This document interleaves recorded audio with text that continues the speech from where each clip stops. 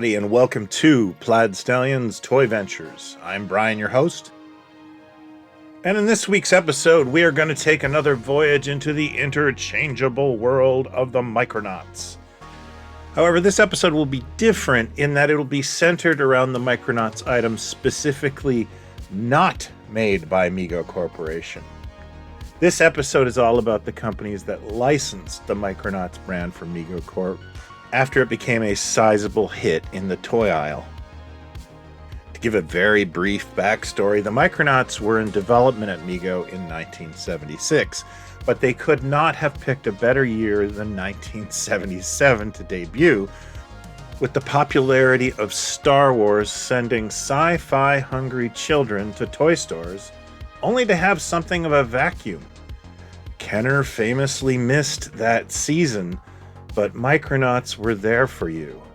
I am a huge fan of this toy line. It's brilliant and its success was well deserved, but I can't help but think what a gift that Christmas must have been for Mego Corp.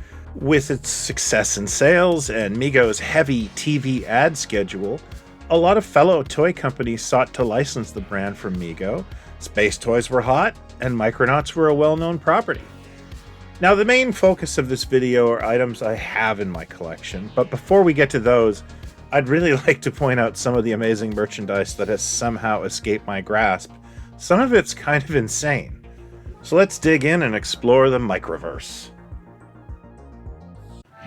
Bubbletron. It's surprising how few rack toys Micronauts actually received. Bubbletron was produced by a New York toy company called Hot Items Incorporated. There's probably an interesting story behind that company name. And they released this bubble toy that looks like a robot. It's very similar to items that Laramie and Imperial were putting out at the same time. But I do love its striking use of the Mego Micronauts card art. The Micronauts got licensed by Ben Cooper for Halloween in the late 1970s. These are something I'm surprised I don't own because I do collect Halloween costumes, but these have just never been in my path. I've just never run into them or had the opportunity to pick them up. They're always pretty expensive on eBay. Cooper made costumes of two characters, Good Guy, Biotron, and Microverse Dictator, Baron Karza, and they are just glorious. I just love everything about them. Very typical of the time, and one of these days will be mine. Nicholas Kusan made a whole series of Micronauts weapons. Kusan is also famous for another laser gun, the Sonic Phazer, that was quite popular in the late 1970s. This range consists of three different guns. You have the lower cost sparking micro laser. Then you have the larger battery-operated laser. And finally, the deluxe galactic Phazer. And I have never been able to track one of these down, but I am so smitten by that package artwork. This kid leading a squadron of Force commanders doesn't really make a lot of sense in Micronaut terms. However, there's no denying how badass it looks. I've been looking online, and there has been rumors of a Force Commander helmet by Nicholas Kusan, but I couldn't find anything, and I'm kind of wondering if it isn't being confused with the space helmet I got from the Star Sword and Space Shield set by the Toy Place. These are extremely difficult to find. The only thing I've ever been able to see is the micro laser on the card. It appears to be the most common, but boxed examples of the laser and galactic Phazer are few and far between. I'm not 100% sure on the manufacturer of some of these next items, but they are possibly some of the most interesting ones out there. First of all, we have the Micronauts Pajamas. This is something I'd actually love to find. They have beautiful artwork on them. I've also seen a Baron Karza bathrobe, but I didn't have the money to throw at it at the time, and I'll never see it again. Now, speaking of bedtime, what better place to wear your Micronauts pajamas than on the Micronauts mattress? This existed, this was real, and it occasionally pops up in collector groups. It's actually, I've heard of a dealer that brings it to shows. It's almost like a roadside attraction because I don't know what I would do with this, but I kind of want it. I only recently learned of this You Create coloring posters with pens Micronauts set. This label showed up in one of the Facebook groups, and I was immediately smitten with it. It's something that I would have gravitated towards as a kid. I asked a bunch of my friends about it, but every time I showed it to them, they had the same reaction as me. It's like, what is this incredible thing? Basically, it is another one of those coloring sets with markers that you would get, and they gave you like 4 markers, and you could never make it as good as they had on the label. But nonetheless, they were addictive pastime. I own a bunch of these. This one's kind of haunting me a bit. I would love to run into one of these. So if you happen to have one in your closet that you want to sell, reach out to me. Thanks. American Publishing Company created a series of Micronauts puzzles. And I gotta tell you, even as a kid, I was a little let down by these. Instead of using some cool artwork or, a look into the microverse, they just took pictures of the toys. And I remember not really wanting these, being unimpressed as a kid. I see their charm now a little bit. Apparently there are some foreign puzzles that feature some artwork, but I was unable to track down examples. I've just heard they do exist. Speaking of foreign countries, Italian distributor Zig created 2 different spin-off Micronite items.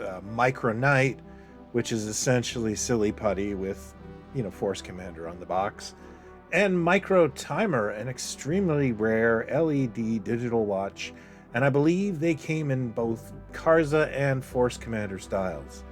I also believe they're really rare.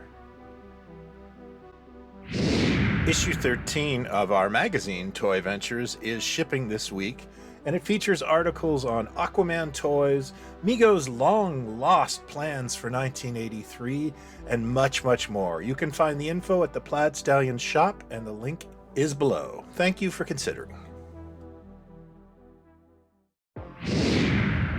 The Marvel Micronauts comic. If there is a publication that had a profound impact on me as a kid, it's Starlog and Bill Mantlo's take on the microverse.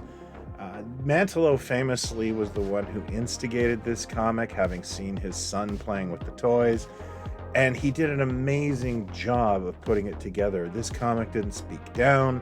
It actually tasked me as an 8-year-old to understand it on its own level, and also Michael Golden's visuals were absolutely memorable and influenced me as an artist.